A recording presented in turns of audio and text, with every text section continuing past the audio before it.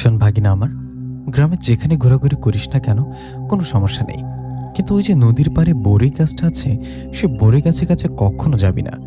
ওই বড়ির গাছে পরি থাকে। পরিটা গ্রামের মানুষদের ভয় দেখায়, অনেক বড় ক্ষতিও করছে। মামার কথায় আমি অবাক হয়ে বললাম, সত্যি নাকি মামা? বড়ই গাছটাতে পরি থাকে? তুমি কি কখনো দেখেছো পরিটাকে?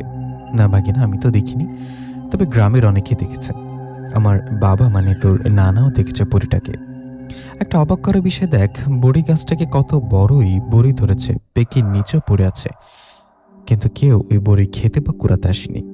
তুই ভাগিনা শহরে পড়াশোনা করেছিস, তোর হয়তো এসব বিশ্বাস নাও থাকতে পারে। মামা হিসেবে আমার সতর্ক করার ছিল, আমি করে দিলাম। এদিকে আসবি না কেমন? এখন চল বাড়ি থেকে পুকুরে মাছ ধরবো, চল। কথাটা বলে মামা আমাকে নিয়ে বাড়ির দিকে হাঁটতে লাগলেন। এদিকে তখন আমি পেছনে ফিরে বড়ই গাছটাকে আরেকবার দেখে নিলাম। বড়ই গাছের দিকে তাকিয়ে চলে গেলাম নানা বাড়িতে। সেখানে গিয়ে কথা মতো মামা সহ পুকুরে মাছ ধরলাম। মাছ ধরা শেষে গোসল করে ঘরে আসলাম আমি। ঘরে এসে শুয়ে শুয়ে মুচকে মুচকে হাসছি আর মনে মনে বলছি, মামা তো জানে না আমার জিনপরিদের নিয়ে কতটা আগ্রহ। আমি জিনপরিদের নিয়ে ভিডিও বানিয়ে আমার ইউটিউব চ্যানেলে আপলোড করব। মামার কথা যদি সত্যি হয় তো আমার ক্যামেরায় ধরা পড়বে বড়ই গাছের পরি। কথাটা বলে ব্যাগ থেকে ক্যামেরার ব্যাটারি বের করে চার্জে লাগিয়ে দিলাম। ব্যাটারি চার্জে লাগানোর পর শুতে গেলে নানি এসে ডাক দিয়ে বললেন, নিশাত, তোর মামা খেতে রাখ, চাই খেতে আয়।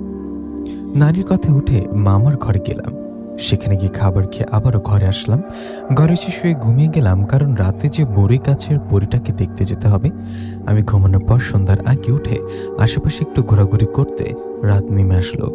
রাত হলে রাতের খাবার খাওয়ার সময় নানি বলল, নিশাত, তুই কি একা ঘুমাতে পারবি? একা ঘুমাতে না পারলে তোর মামার সাথে ঘুমা।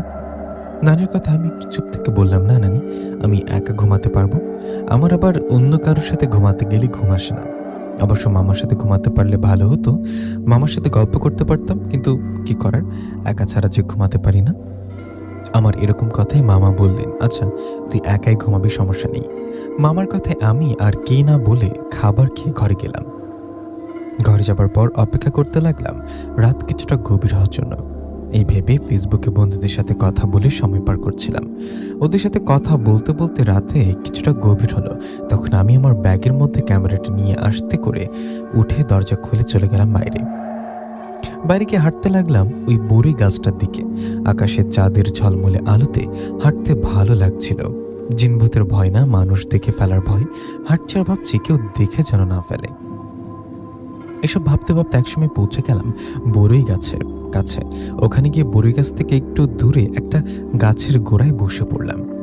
দিনের বেলা মামার সাথে এখানে এসেছিলাম, তখন জায়গাটা স্বাভাবিক লাগলেও এখন ভয়ঙ্কর লাগছে। পাশে থাকা নদীর ঠান্ডা বাতাসে শরীরের লোম দাঁড়িয়ে যাচ্ছে। আমি গাছের গোড়ায় বসে ক্যামেরা অন করে বড় গাছের দিকে তাকিয়ে আছি কখন পরি আসে, কিন্তু অনেক সময় পার হয়ে গেলেও পরীকে দেখতে পারি না। আমি পরীকে না দেখায় একসময় ভাবলাম চলে যাব কিনা। ঠিক সেই সময় বড়ই গাছের নিচে কিছু একটার আওয়াজ পাই। বড়ই গাছের নিচে আওয়াজ পেতে আমি ওদিকে তাকাই, কিন্তু ওখানে কাউকে দেখতে পারি না। আমি নিচের দিকে কাউকে না দেখে আবারও উপরের দিকে তাকিয়ে চমকে উঠি। উপরে তাকিয়ে দেখি বড়ই গাছের একটা ডালে বসে আছে একজন মহিলা অবয়ব। ওনার মুখ আমি দেখতে পাচ্ছিলাম না, কারণ উনি উল্টো দিকে নদীর দিকে মুখ করে বসেছিল। ওনার সাদা সাদা বিশাল লম্বা বড় চুলগুলো গাছ থেকে লম্বা হয়ে নিচে নেমে গেছে। এরকম দৃশ্য দেখে মনের অজান্তে ভয় চলে আসলো আমার মাঝে। আমি ভয় পেয়ে আমার ক্যামেরা অন করে ভিডিও করতে লাগলাম। ভিডিও করছি আমি, ওদিকে পরীটা গাছের ডালে বসে আছে। এমন হঠাৎ আমার পেছনে কিছু একটা আওয়াজ পেয়ে পেছনে ঘুরে চমকে উঠে ধপাস করে মাটিতে পড়ে গেলাম। ওদিকে তখন পেছনে থাকা শিয়ালের বাচ্চাটা ভয় পিছিয়ে গেল। আমার পেছনে শিয়ালের বাচ্চা ছিল একটি। আমি শিয়ালের বাচ্চাটাকে দেখে শব্দ না করে হাত ইশারা করে ভয় দেখাতে গেলে শিয়ালের বাচ্চাটা ভয় সেখান থেকে পালিয়ে গেলেন। ওদিকে তখন আবারও বড়ই গাছের নিচে তাকালে দেখলাম এবার পরীটা গাছের ডালে নেই। পরীটা নিচে নেমে হেঁটে হেঁটে নদীর দিকে যাচ্ছে। এমন সময় আমিও ক্যামেরা অন করে সামনের দিকে এগোতে লাগলাম। আমি সাবধানে লুকিয়ে সামনে এগিয়ে যাচ্ছি। ওদিকে পরী হাঁটতে হাঁটতে নদীর একদম কাছে চলে গেলেন। পরীটা পানির কাছাকাছি গিয়ে এক লাফে পানিতে লাফ দিলেন। পরী পানিতে লাফ দিয়ে নামার পর মাছ নদীতে গিয়ে ভেসে রইলেন। এদিকে আমি বেশ খুশি হয়ে ভিডিও করছি। বেশ কিছুক্ষণ ভিডিও করার পর হঠাৎ মাঝ নদীতে পানি ঘুরপাক খেতে লাগলেন। পানি ঘুরপাক খেতে খেতে সেখানে হঠাৎ করে মিলিয়ে গেলেন পরীটা। পরী পানিতে মিলে যাবার পর আমি সেখানে আর দেরি করলাম না। আমি সেখানে দেরি না করে চলে আসলাম মামা বাড়িতে। সাবধানে বাড়িতে এসে ঘরে ঢুকে দরজা লাগিয়ে বিছানায় বসলাম। বিছানায় বসে লম্বা নিঃশ্বাস ফেলে বললাম, অবশেষে মামার কথাই সত্যি হলো। আমি পরীকে দেখতে পারবো ভাবতে পারিনি। আমি পরীকে দেখে ভিডিও করতে পারছি এটা ভেবে অনেক আনন্দ হচ্ছিল। এই ভিডিও ইউটিউবে আপলোড করলে অনেক ভিউ হবে। এইভাবে ভিডিও করা কেমন হয়েছে এটা ভেবে ক্যামেরা চেক করে অবাক হয়ে গেলাম। আরে এটা কিভাবে সম্ভব? আমার ক্যামেরায় পরী ধরা পড়েনি যে। আশেপাশে দৃশ্য, বড়ই গাছ সবই ঠিক আছে, কিন্তু পরীকে দেখতে পাচ্ছি না কেন? সব ভিডিও হলেও পরীর ভিডিও হয়নি। এটা কেমনে সম্ভব? আমি তখন পরীকে ভিডিও করার সময় ক্যামেরায় দেখেছিলাম, কিন্তু এখন দেখতে পাচ্ছি না কেন? পরী ভিডিও করতে না পেরে মন খারাপ করে সেই রাতের মতো শুয়ে পড়লাম। পরের দিন সকালে উঠে ব্রাশ করতে করতে বাইরে গিয়ে বসে ভাবতে লাগলাম, আচ্ছা গতকাল রাতে এরকমটা কেন হলো? আগে ভূতের মুভিতে দেখতাম ক্যামেরায় ধরা পড়ে, এদিকে দেখি আমার বেলায় উল্টো হলো। এসব ভাবছি আর ওখানে বসে ব্রাশ করছি। এমন সময় বাড়ি থেকে ডাক দিয়ে মামা বললেন, নিশাত আয় হাত মুখ ধুয়ে নে, নাস্তা করব। মামার কথা উঠে হাত মুখ ধুয়ে খাবার খেয়ে নিলাম। খাবার খেয়ে ঘরে যাওয়ার সময় মামা বললেন, নিশাত আমি কাজে বাইরে যাচ্ছি, ফিরতে বিকেল হবে, তুই কোথাও বেড়াতে গেলে তাড়াতাড়ি বাড়িতে আসিস। মামার কথায় আমি মাথা নাড়িয়ে বললাম, ঠিক আছে মামা। তখন মামা চলে গেলেন। এদিকে আমি আরো কিছুক্ষণ শুয়ে থেকে বাইরে হাঁটতে বের হলাম। বাইরে হাঁটার সময় হঠাৎ ওই বড়ই গাছের পরীর কথা মনে হলো। পরীর কথা মনে হতে আমি সেখান থেকে চলে গেলাম বড়ই গাছটার কাছে। রাতে এখানে পরীকে দেখেছিলাম মনে হয় না। দিনের বেলা গাছটা ও জায়গাটা স্বাভাবিক লাগছে। আমি গাছটার চারিদিকে ঘুরলাম, ঘুরে ক্যামেরা অন করে বড়ই গাছটার একটা ভিডিও করলাম। বড়ই গাছের ভিডিও করে আশেপাশে আরো কিছু সুন্দর জায়গার ভিডিও শেষে মনে মনে ভাবলাম, কাল তো পরীর ভিডিও করতে পারিনি, আজ পারবো। আমি আজকেও আসবো এখানে। মনে মনে এইসব চিন্তা করে গ্রামের কিছু জায়গা ঘুরে চলে গেলাম মামা বাড়িতে। ততক্ষণে দুপুর হয়ে গেছে। দুপুর হওয়ায় আমি গোসল করে খেয়ে ঘরে এসে শুয়ে রইলাম। এমন সময় আমার বন্ধু ফোন করে বললেন, নিশাত কোথায় তুই? তোর বাবার কাছে শুনলাম তোর নানা বাড়িতে গেছিস, তোরা কবে আসবে ওখান থেকে? বন্ধুর কথা জবাবে ওকে জানিয়ে দিলাম 2 দিন পর। আমার কথায় ও আরো কিছুক্ষণ কথা বলে ফোনটা রেখে দিলেন। এদিকে তখন আমি বাকি দিনটুকু ঘুমিয়ে কাটিয়ে দিলাম। দিন পেরিয়ে রাত হলো। রাত হলে গত রাতের মতো সবাই ঘুমিয়ে গেলে আমি আস্তে করে ঘর থেকে বেরিয়ে হাঁটতে লাগলাম ওই বড়ই গাছটার দিকে। গতকাল রাতে পরীকে ভিডিও করে দেখতেও পারিনি। এই বিষয়টা কেন ঘটলো এটাই বুঝতে পারছিলাম না। গতকাল রাতের কথা ভাবতে ভাবতে একসময় চলে আসলাম বড়ই গাছের পাশে। সেখানে এসে একটা বড়ই গাছের আড়ালে বসে রইলাম। আমি সেখানে বসে বড়ই গাছের দিকে তাকিয়ে আছি। ঝিঝি পোকা ডাকছিল তখন। আমি মাঝে মধ্যে পেছনে তাকিয়েও দেখছি শিয়াল কুকুর কিছু আসে কিনা। আমি আশেপাশে তাকিয়ে ক্যামেরা অন করে বড়ই গাছের দিকে তাকিয়ে আছি। এমন সময় পেছন থেকে হঠাৎ আমার কাঁধে কেউ হাত রাখে। এই গভীর এই জায়গায় আমার কাঁধে কেউ হাত রাখছে, এটা তো নিশ্চয়ই সাধারণ কোনো হাত নয়। এসব ভেবে ভয় ভয় পেছনে ঘুরে তাকাতেই দেখলাম একটা মেয়ে। মেয়েটাকে দেখে অবাক হয়ে বললাম, আরে আপনি কে এই রাত্রেবেলা এখানে? আমার কথায় মেয়েটা বলল, আপনি যে কারণে এখানে এসেছেন আমিও সেই কারণে এখানে এসেছি, এবার ভাবুন আমি কে। তখন আমি একটু চিন্তা করে বললাম, আপনি আমার মতো ভিডিও করতে আসছেন? আপনি এই বড়ই গাছের পরীর বিষয়ে জানলেন কিভাবে? আপনার বাসা কোন গ্রামে? আমার কথা একটা গ্রামের দিকে ইশারা করে ওই বললেন ওই গ্রামে।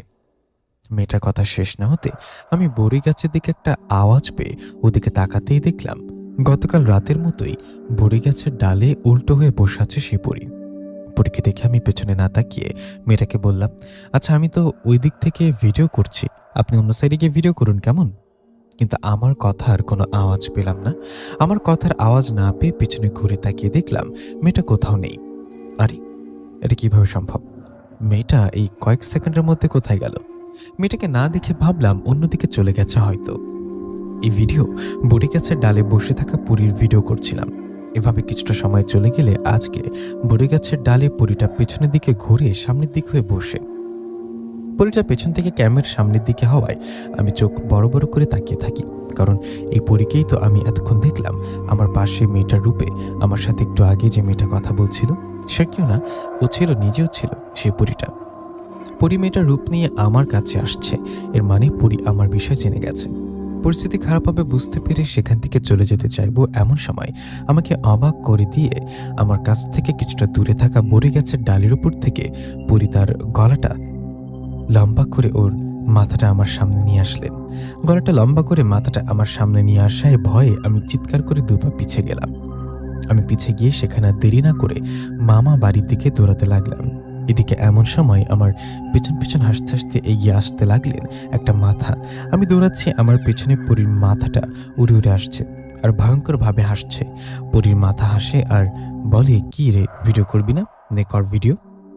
এরকম কথা শুনে জীবন বাঁচাতে জোরে দৌড়াতে গিয়ে মাটিতে হোঁচট খেয়ে পড়ে গেলাম। আমি পড়ে যাওয়ার পর আমার আর কিছু মনে নেই, আমি বেহুশ হয়ে যাই। আমার যখন হুঁশ ফেরে তখন নিজেকে দেখি মামা বাড়িতে, আমার পাশে নানি মামা ওরা বসে আছে। আমার হুঁশ ফিরতে মামা বললেন, বাবা নিশাদ, কি হয়েছিল তোর? তুই রাস্তার মধ্যে পড়েছিলি কেন? গভীর রাতে ওখানে কি করছিলি? মামার কথায় আমি একটু চুপ থেকে বললাম, না মানে মামা, রাতে ঘুমা আসছিল না, তাই ক্যামেরাটা নিয়ে আকাশের চাঁদের ভিডিও করতে বের হয়েছিলাম। এমন সময় ভয় পেয়ে জ্ঞান হারিয়েছি। আমার কথায় মামা বললেন, তোকে না বলেছিলাম যেখানে সেখানে না যেতে, তো আবার রাতের বেলা? ভাগ্য ভালো আমি সঠিক সময় খুঁজতে বের হয়েছিলাম। আমি বাথরুমে যাবার জন্য বাইরে বের হয়ে দেখি বাতাসে তুই যে ঘরে ছিলি সে ঘরের দরজাটা খুলে গেছে। দরজা খোলা দেখে তোর ঘরে গিয়ে দেখলাম তুই ঘরে নেই। তোকে ঘরে না দেখে আশেপাশে খুঁজতে দেখে না পেয়ে লাইট নিয়ে খুঁজতে বেরোলাম। খুঁজতে খুঁজতে তোকে ওই রাস্তায় বেহুশ অবস্থায় পেলাম। এরপর থেকে কোথাও যাবি না। মামার কথায় আমি আর কিছু বললাম না। তখন নানি বললেন, শরীরে মাটি লেগে আছে, যা হাত মুখ ধুয়ে ঘুমা। নানির কথা মতো তাই করলাম। হাত মুখ ধুয়ে ঘরে এসে দরজা লাগিয়ে শুয়ে পড়লাম। শুয়ে ভাবতে লাগলাম, এটা কি ঘটলো আমার সাথে? আল্লাহ রহমতে পরীর হাত থেকে বেঁচে গেছি। এসব ভাবতে ভাবতে ঘুমিয়ে গেলাম। আমার যখন ঘুম ভাঙলো তখন বুঝতে পারলাম শরীরে প্রচুর জ্বর। আমার শরীরে অনেক জ্বর দেখে মামা আমাকে সাথে নিয়ে মসজিদের ইমাম সাহেবের কাছে গেলেন। সেখানে গিয়ে চারফুক করে নিয়ে আসলেন আমাকে। বাড়িতে আসার পর মামাকে বললাম, মামা বলছিলাম আমি বাড়িতে চলে যাই, 2-3 দিন ধরে তো এখানে আছি। আমার কথায় মামা বললেন, আজই চলে যাবি? তোর শরীরে জ্বর, সুস্থ হওয়া তারপর যাবি। মামার কথা আমি বললাম, না মামা, শরীরে বেশি জ্বর নেই, সমস্যা হবে না, আমি কিছুক্ষণ আরাম করি, জ্বর আর একটু কমলে তারপর চলে যাব। আমার কথায় মামা রাজি হলে আমি সেখানে শুয়ে রইলাম আরো কিছুক্ষণ। বেশ কিছুক্ষণ শুয়ে থেকে জ্বর একটু কমলে রেডি হয়ে মামা ও নানির কাছ থেকে বিদায় নিয়ে রওনা করলাম বাড়ির দিকে। আমি অটো করে বাড়িতে ফিরছিলাম, এমন সময় একটা সুন্দর জায়গা দেখে ভাবলাম ক্যামেরা দিয়ে ভিডিও করি। এই ভেবে ক্যামেরা বের করতেই একটা কথা মনে হলো, গতকাল রাতে পুরীর কোনো ভিডিও করতে পারছিলাম কিনা। এইভাবে গতকাল রাতে ভিডিও করা ভিডিওটা বের করে দেখলাম, কিন্তু এবারও কোনো লাভ হলো না। পরশুদিনের মতো গতকালের রাতের ভিডিও করেও কোনো লাভ হয়নি। ভিডিওতে সব দেখা গেলেও পরীকে দেখা যাচ্ছে না। পরীকে দেখতে না পেয়ে মন খারাপ করে আগের ভিডিওটা দেখতে গেলাম, যে ভিডিওটা গতকাল দিনের বেলা করেছিলাম। বড়িগাছ নদী এগুলো ভিডিও করছিলাম। আমি গতকাল দিনের ওই ভিডিওটা চালু করতে চমকে উঠলাম। কি দিনের বেলা বড়ি গাছটার ভিডিও করছিলাম, তখন শুধু বড়ি গাছটা ছিল, কিন্তু ক্যামেরার মধ্যে তো ভয়ঙ্কর এক পরীকে দেখা যাচ্ছে। পরীটা গাছের ডালে বসে ক্যামেরার দিকে তাকিয়েছিল। এটা কিভাবে সম্ভব? রাতের বেলা পরীকে দেখার পর ভিডিও করছিলাম, কিন্তু পরে পরীকে দেখতে পাচ্ছি না। ওদিকে পরীকে না দেখে যে ভিডিও করছি সে ভিডিওতে পরীকে দেখা যাচ্ছে। মামা ঠিকই বলেছে, আমার ওই বট গাছের বড়ি গাছের ওখানে যাওয়াটা ঠিক হয়নি। এই পরীটা নিশ্চয়ই ভয়ঙ্কর। এখন বুঝতে পারছি পরীর ভয়ে কেন সবাই বড়ি গাছের কাছে যায় না। আমি অবাক হয়ে চলে গেলাম বাড়িতে যাওয়ার পর মা বাবা বলল, কে নানা বাড়িতে থাকা হলো? তখন মাকে বলল, 2-3 দিন তো থাকলাম মা, আর কতদিন থাকলাম? তখন বাবা বললেন, ভালো করেছিস এসেছিস, তো পড়াশোনা আছে, কয়েকদিন ধরে কলেজেও যাসনি, যা ঘরে গিয়ে জামা কাপড় পাল্টা। বাবার কথায় ঘরে গিয়ে সব চেঞ্জ করে শুয়ে রইলাম। বিকাল পর্যন্ত শুয়ে থেকে বিকালে আমার বন্ধু জয় ও হাসানের সাথে দেখা করলাম। ওদের সাথে দেখা হতেই মামা বাড়িতে গিয়ে কি কি ঘটেছে সব কিছু খুলে বললাম। সব শুনে জয় বলল, ধুর, আমাদের বানিয়ে বানিয়ে মিথ্যা গল্প বলছিস তাই না? পরীকে ভিডিও করার পর দেখা যাবে না আর কেন? আর এখনো কি আগের মতো যুগ আছে যে বট গাছ, তেঁতুল গাছ, বড়ই গাছ এগুলোতে জিনপরি থাকবে? বন্ধু জয়ের কথায় ওকে বললাম, আরে বিশ্বাস কর, এসব আমি সত্যি, আমাদের গ্রামে একটা বড়ই গাছ আছে যেখানে পরী থাকে। এই গ্রামের অনেকেই দেখেছে পরীটাকে। পরীটার ভয়ে কেউ গাছের কাছে যায় না, গাছের বড়ইও খায় না। তখন তখন হাসান বলল, তোর কথাগুলো তো রূপকথার গল্পের মতো লাগছে। আমাদের বানিয়ে বানিয়ে গল্প বলছিস, তাই না? আরে না, সব সত্যি। তোরা বিশ্বাস করবি না জানি, তাই আমার ক্যামেরায় সাথে করে নিয়ে আসছি। দেখ, এখানে ভিডিও করা আছে। এই বলে আমি যে ভিডিওটা করছিলাম ওটা চালু করলাম, কিন্তু কি এখন তো কিছুই দেখা যাচ্ছে না। আরে হঠাৎ কি হলো? আমি মামাবাড়ি থেকে ফেরার সময় ভিডিওগুলো দেখেছিলাম যেখানে পরীটা ক্যামেরার দিকে তাকিয়েছিল, এখন তাহলে দেখা যাচ্ছে না কেন? ওদিকে ভিডিওতে কিছু দেখতে না পেয়ে জয় বলল, কই, এখানে তো কাউকে দেখা যাচ্ছে না। তুই তো শুধু বড়ে গেছে ভিডিও করছিস, সাথে নদীটার। দিনের বেলা ভিডিও করছিস, পরি পাবি কোথা থেকে? আমাদের মিছে মিছে মিথ্যা কেন বললি? আরে জয়, মিথ্যা না, আমার সব কথা সত্যি। আমি পুরী ভিডিও করতে গিয়ে ভয় বেহুশ হয়ে গিয়েছিলাম। ওখানে সত্যি পরি আছে, আমার কথা বিশ্বাস না হলে নিজে দেখে আয়। আমার কথা তখন হাসান বলল, হ্যাঁ তাই করব। আমাদের তাহলে নিয়ে চল। নিয়ে চল মানে কোথায় নিয়ে যাব? আমার কথায় জয় বলল, কোথায় আবার নিয়ে যাবি? তোর মামার বাড়ি যে ওই গ্রামে বড়ি গাছের কাছে। আরে কি বলিস? না না, আমি সব পারবো না। আমি যে ভয় পাইছি, পাগল হলি? আমি আরও ওখানে যাই, আমি তোদের সব ঠিকানা দিচ্ছি, তোরা যা দেখতে পাবি। তখন হাসান বললেন, তুই থাকতে আমরা একা যাব কেন? তুই আমাদের নিয়ে যাবি, তোর ভয় কিসে? আমরা দুজন তোর সাথে তো যাবই, থাকবো, তাই না? ওদের কথা আমি কোনোভাবে রাজি হচ্ছিলাম না। আমি রাজি না হওয়ায় জয় বলল, নিশাত, আমাদের মিথ্যা বলছিস তাই না? এখন যদি নিজের চোখে দেখতে যেতে চাইতাম তো যেতে চাচ্ছিস না। এসব নাটক করার দরকার কি ছিল বলতো? বন্ধুদের কথা এবার মনে হলো ওদের নিয়ে যাওয়া উচিত। যতই ভয় লাগুক, আমার কথা ওরা কোনোভাবে বিশ্বাস করছে না। ওদের এরকম কথা আমি বললাম, ঠিক আছে আমি যাব, কিন্তু আমি দূরে বসে থাকবো, তোরা বড়ি গাছের কাছে যাবি। ওখানে গিয়ে ভয় পেলে বা তোদের কিছু হলে কিন্তু আমাকে বলতে পারবি না। আমার কথা হাসান ও জয় রাজি হয়ে বললেন, আচ্ছা ঠিক আছে, আমাদের যা হয় হবে, তোকে কিছু বলবো না। ওরা রাজি হয়। আমি বললাম, ওকে, আমার শরীরে অনেক জ্বর, আর আজকে আমি মামা বাড়ি থেকে আসছি, আজকে যাওয়া ঠিক হবে না, আমি কাল তোদেরকে নিয়ে যাব। আমার কথায় ওরা রাজি হলে আমি চলে গেলাম বাড়িতে। এই ঘটনার পরের দিন বিকালে কথা মতো জয় হাসান আমার কাছে আসলে আমি বললাম, শোন ভাই, আমি কিন্তু আবারও তোদের সাবধান করছি, ওখানে সত্যি পড়ে আছে, তোদের কিন্তু সমস্যা হবে। আমার কথা ওরা বললো, আরে তুই তো নিয়ে চল, তারপর দেখা যাবে, ওখানে পরি থাকলে তো বুঝতে পারছি ওদের বুঝে কোনো লাভ হবে না। তাদের বললাম, চল রওনা করি। কথা বলে ওদেরকে নিয়ে রওনা করলাম মামার বাড়ির গ্রামের দিকে। আমি ওখানে যাচ্ছি এটা মা বাবা মামাকে বলিনি।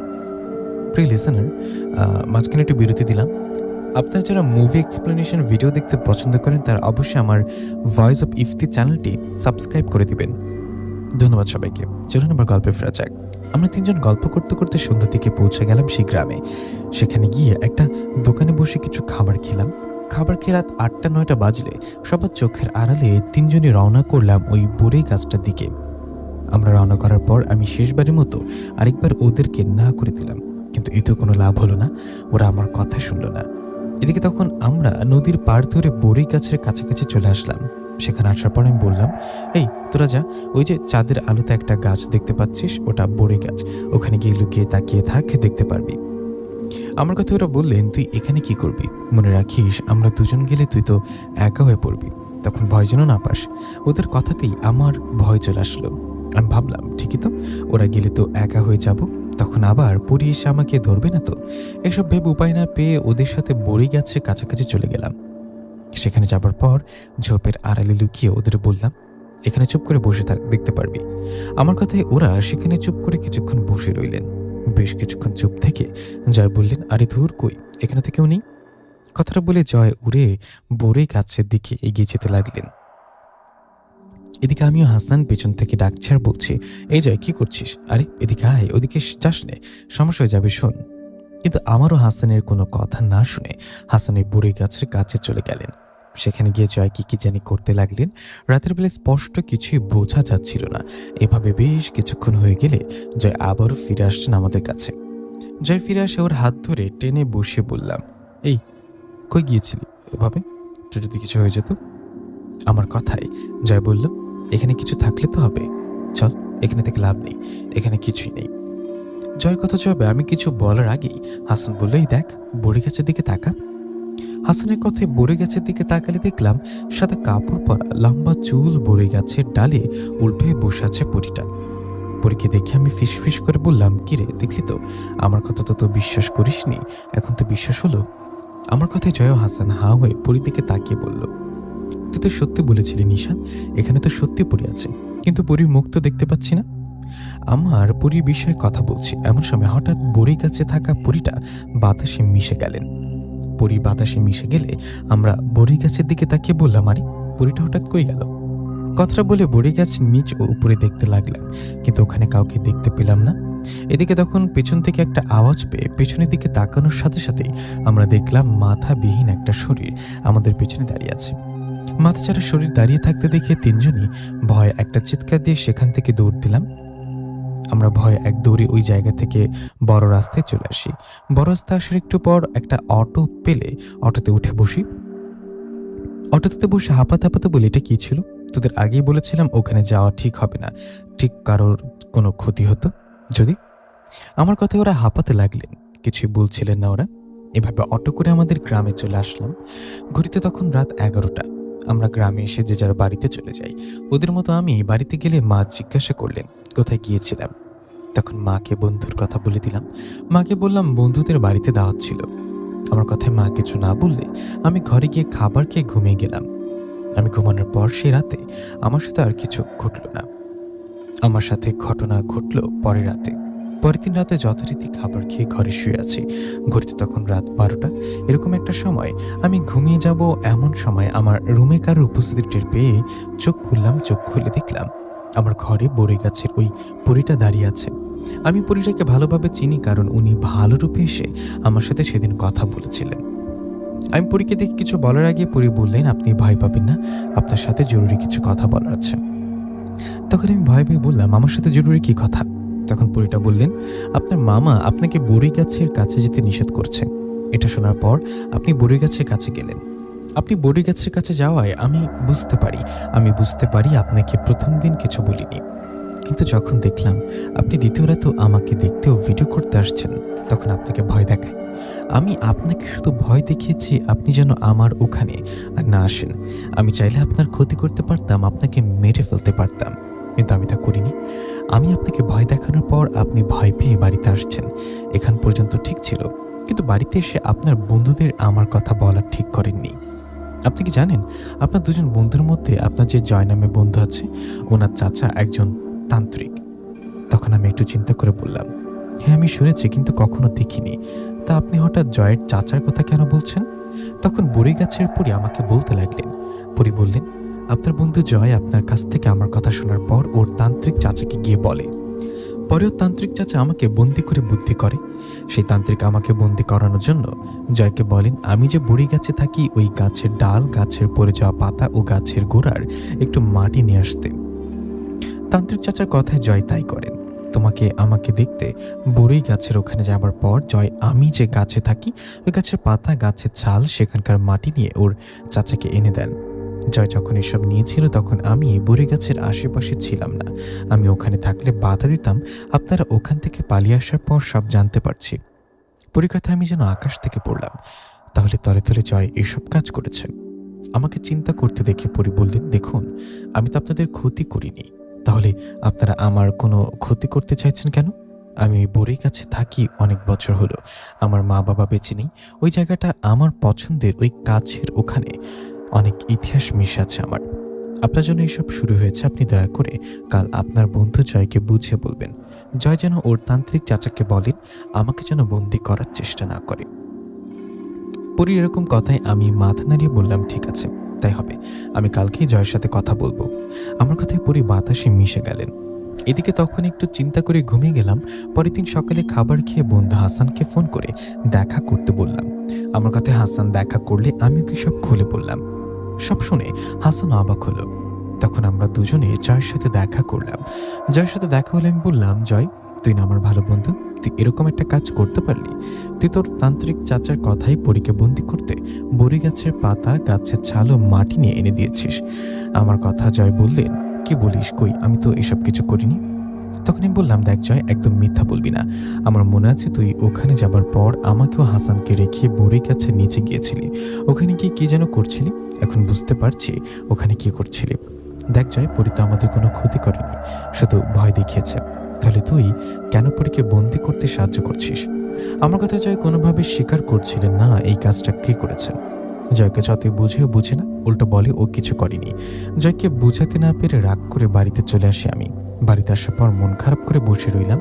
জয় এরকম একটা কাজ করবে ভাবতে পারিনি। মন খারাপ করে সেই দিনটা কাটিয়ে দিলাম। সেদিন রাতে বড়ই গাছের পরি আবারও আমার কাছে আসে। পরে আসে আমি মন খারাপ করে বলি, জয় আমার কথা শুনেনি, ও তো স্বীকারই করছে না ওই কাজটা করেছে। আমার কথায় পরি বলেন ও স্বীকার করবে না, কারণ ওর চাচা বারণ আছে। জয়ের চাচা কাজ শুরু করে দিয়েছে, উনি কালো জাদু করে আমাকে বন্দি করার চেষ্টা করবে। তখন আমি বললাম, তাই নাকি?